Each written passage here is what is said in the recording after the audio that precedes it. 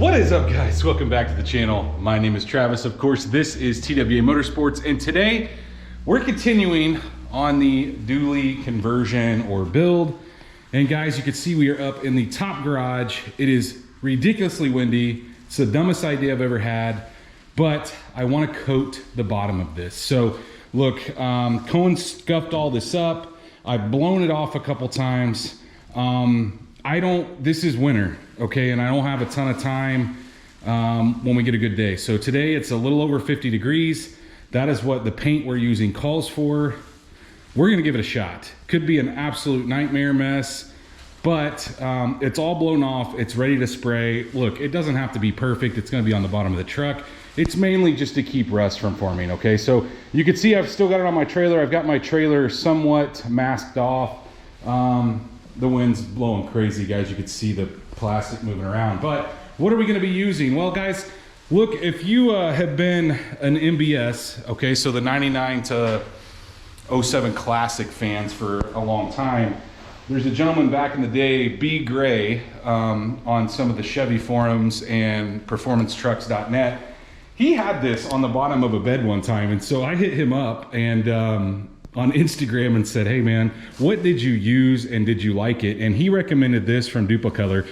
It's just a truck bed coating. It's actually more for doing the inside of the bed, but I thought after seeing the results on what he did on his white truck, which absolutely was awesome. I literally looked at that truck probably every week. I still go back and look at it. It's just such a good looking truck. But anyway, after seeing the results he got out of it, I thought, let's give it a shot. So I don't know, guys, I've got 2 cans and I've also got another product. So we're gonna start by not doing the fender wells, okay? So the inner fenders, which we only have to do the inner right there.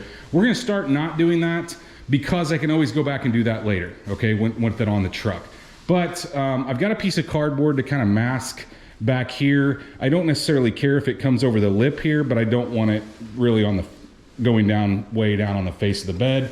Kind of similar situation in the back. So I'm gonna try to time lapse the majority of this. I don't know, we'll see how it goes. I'm gonna shake this stuff up, and I think you gotta be pretty far away. 6 to 10 inches. So we'll just see how it comes out and we'll go from there.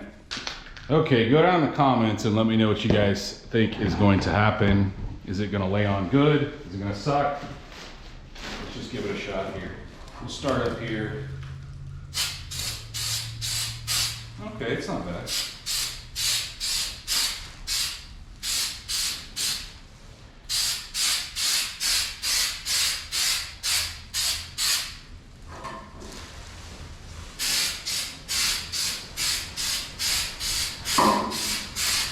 Probably gonna have to go both directions to get the coverage we want.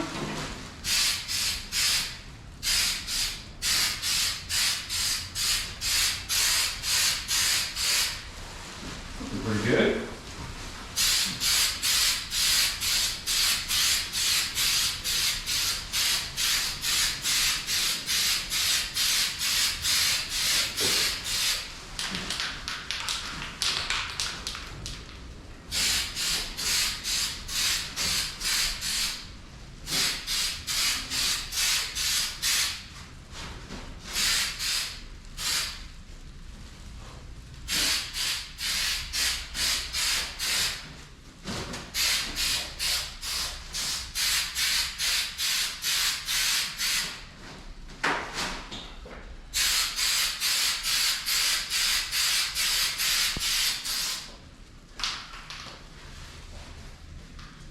Not liking to spray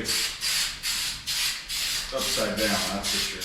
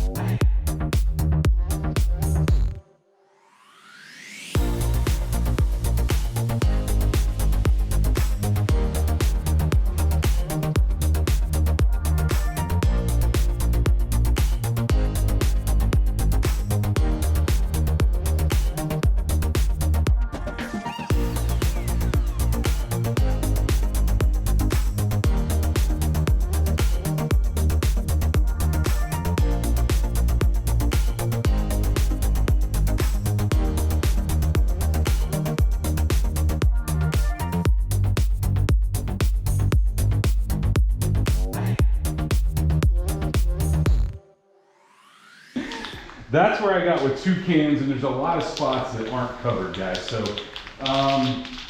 this is a long bed. I'm thinking I can finish it with probably 3 more cans. Now, I'm switching over to a Rust-Oleum. This is an undercoating. I've got 2 cans of this. I'm gonna do the inners right here with this and see, you know, kind of what we're dealing with as far as the differences. If it's a huge difference, then I'm gonna go get 3 more cans of the other. If it's not, I may just stick with this. Just depends. Let's see how it sprays out.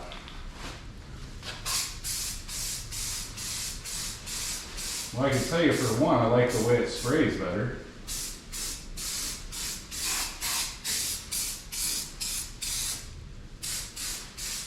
I like to get these areas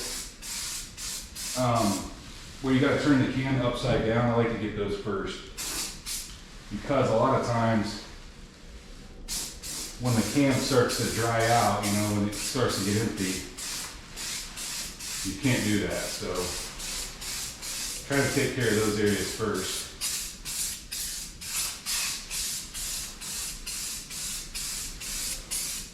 I don't know, guys, that looks pretty good.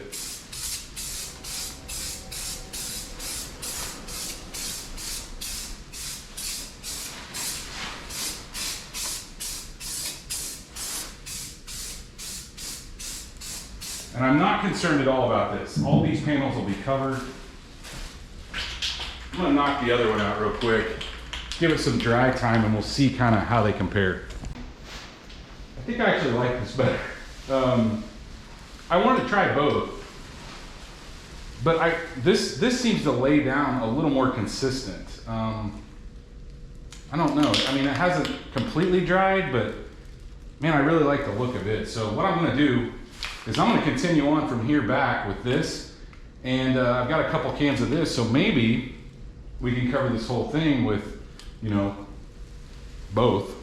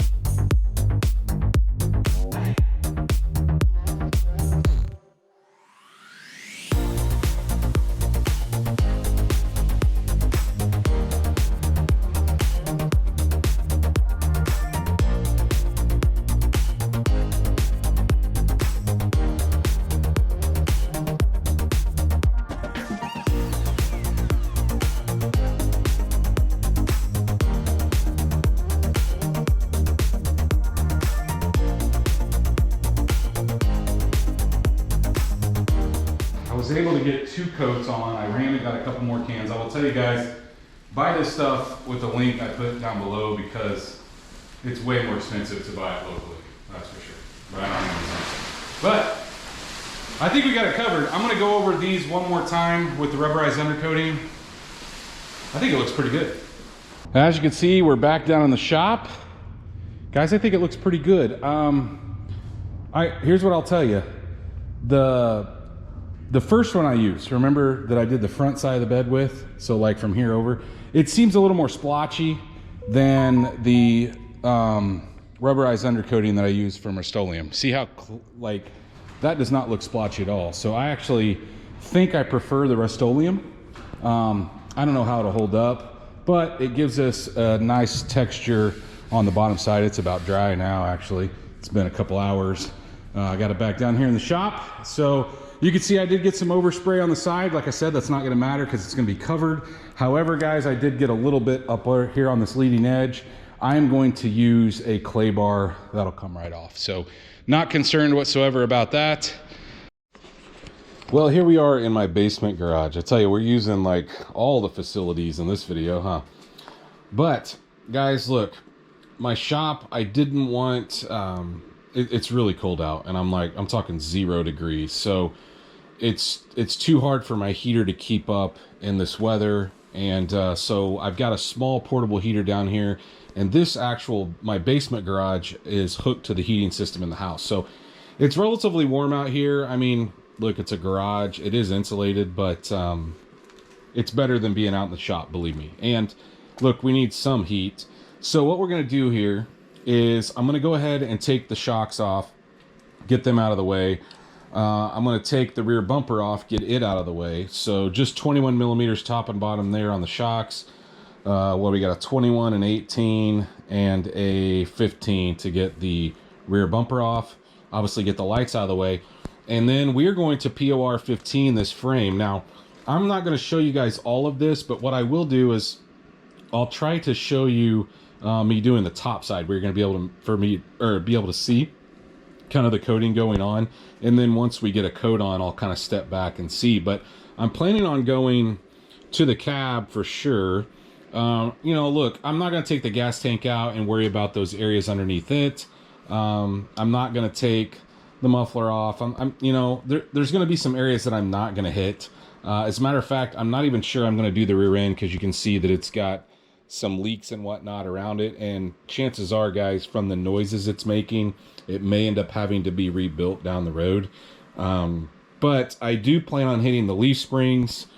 I plan on hitting, obviously, the frame, the crossbars, the back, just to get a good protection on this. So we're going to get started. Like I said, I won't show you guys me taking the shocks and stuff off, or the bumper, but then we'll get started. Now, I like using these foam brushes for POR 15. They seem to work the best for me. And you're supposed to stir this stuff. I guess it's supposed to be stirred, not shaken. I don't know if that's true or not, guys. Here's what I will tell you. What you don't use, okay?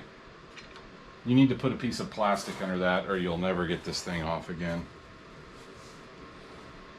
But I've got a couple different brushes. I'm going to give a shot.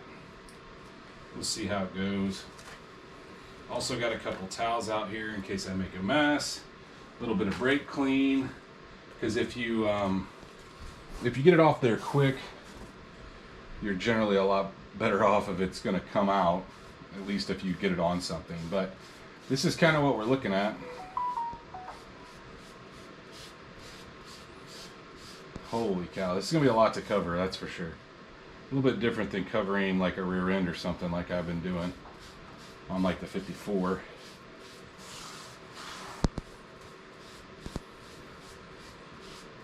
And so what I think I'll do is, this is the process, guys. I roughed this up back when I power washed it and kind of roughed it up before I did the notch. And so let's time lapse some of this.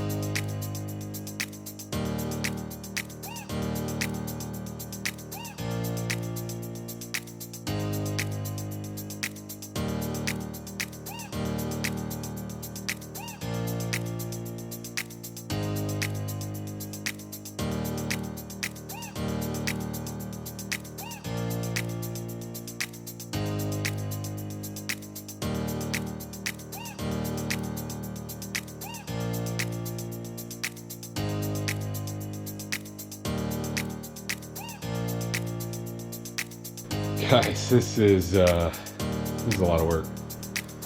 I knew it was going to be, but woo!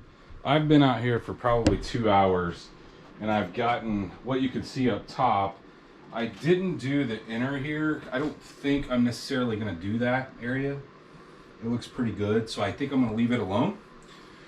But obviously I did the notch, and I got part of this area here. I need to finish that, but yeah, I wouldn't even consider myself quite halfway done. I mean, I went a little further than halfway when you're talking about the middle, but holy cow. Now, the other thing is I can't really see under the notch here, so what I'm planning on doing here is I think we're going to get a good coat on all the top portions, right? So the part that I can't really get to with the bed off.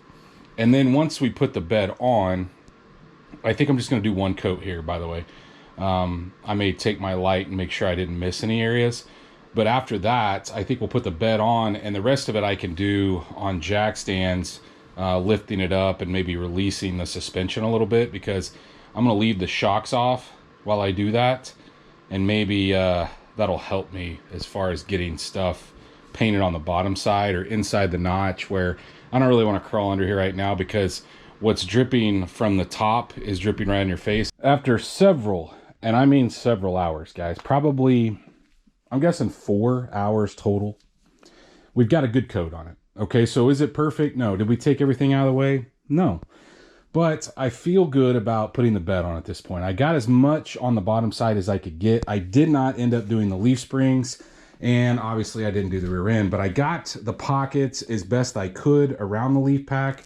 And you could see we've got a good coating in place so we can set the bed on. Now, a lot of the underneath side, now I did do the underneath of the frame rail, which you can't see, but there's some spots I probably missed. But until we get it in the other shop and jack it up a little bit, I just don't have a lot of room. I went all the way under the cab to the cab mounts.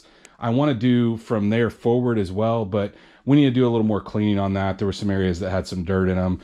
This underside area right here of this, I didn't do because it's pretty dirty, so I'm going to have to knock some dirt off of that before we get to it. But I wanted a good coating, especially on the notches. Obviously, they didn't have anything on them. There's actually 3 coats on the notches, and about, I'd say 1.5 coats on everything else. I just went through with the flashlight and made sure everything else, or I didn't miss any spots. So for the most part, from the top side of the frame down to the bottom, we're coated. Underneath, we'll work on later. But I also put the shock bolts in a box and painted those. We will be reinstalling those in the shop. So at this point, guys, we're going to get this thing out of the way. We may actually go ahead and put the bed on it. I've got a couple things we want to do the bed. Actually, I got to do those first. So that'll be the next thing we do, is we got to put some parts on the bed. And then we need some help flipping that thing over onto this. And we also need to hook up, obviously, all our, it's still drying, but once it's dry, I got to hook up all my connections that hold the wire. I'll go ahead and put those back in place too. Now, I had originally told you guys that we were going to go do some stuff on the bottom of the bed. I'm going to go talk about why I'm not going to be doing that here in a minute. We'll go out back out to the shop. But before we do, I'm getting ready to pull this thing out for the first time. This has been drying for a couple days. But before I do, guys, we need to put the shocks back on. But if you notice when we took the shocks off, that we had some, like the way the shocks lay when you lower a truck, guys, it doesn't matter if you buy drop shocks, right? These are the right size for a drop, and they sell drop shocks. But the problem is, guys, is they lay back so much that you really need to change the angle. And so that's why we're going to be installing these. And these are a very simple install. So these are Beltec relocation brackets, essentially. So what it's going to do is it's going to bolt right here. Okay, so you can see it sandwiches up around that. We don't have to drill any additional holes. We have this to keep it from moving. There is a sleeve that goes in the center, but then you can see how much better of an angle that is on the shock. So instead of the shock coming from like right here down to this spot, it goes to here. And I think Blake, who actually owns 417, told me for every 5 degrees it's off, you lose, or every 1 degree it's off, you lose 10% of the shock efficiency. I don't know where that's, I don't know if that's the number, actual number he gave me, but it was something like that. So we really need to get these in place. So in order to do that, it comes with a crushed sleeves, because obviously, guys, we're going to be tightening down the center of that, and it would break if we didn't have that sleeve in there. But it comes with the bolts. So we need to put the bolts in, a washer on each side, and the sleeve down there. And then I'll show you guys what it looks like when we're finished. And we need to torque that to 100 foot-pounds. You can see I got my torque wrench out here. You can see, very simple. Got it installed there. And now I just got to tighten them down to 100 foot-pounds. And you can see kind of why, like I'm talking about, that crush sleeves in there, because that's going to draw all that together. Once we do that, and as a matter of fact, before I do that, I'm going to go ahead and put the shock back in place over there with the little aluminum spacers. And the reason I'm going to do that is because a lot of times when this draws close, it'll draw the bottom close as well, and you won't be able to get your shock bolts in. So our shock bolts are dry from being painted. And guys, I don't know if you're like me, but I like everything to run the same direction. So the nut will be on the outer on all these. I like to be symmetrical. You can take a look at the angle now. See how much it moves it down and forward, so it gets a better travel. Actually works like it's supposed to. So very important, guys. Don't just drop a truck and not put shock extensions in. It's not just because of the shock length, it's actually the way the shock articulates and the geometry. I now have everything tightened and torqued down, 70 on the top and the bottom of the shocks. And the only reason I'm doing 70 is because those are aluminum sleeves. And generally I would do 85, guys. But the 100 foot-pounds on the actual extension bracket there. And we're good. I've got all the wiring back into place where it was supposed to go. I think we're ready to roll this thing out. But let's go back to the shop, and I want to talk about what I said I was going to work on but decided not to, and the reason why.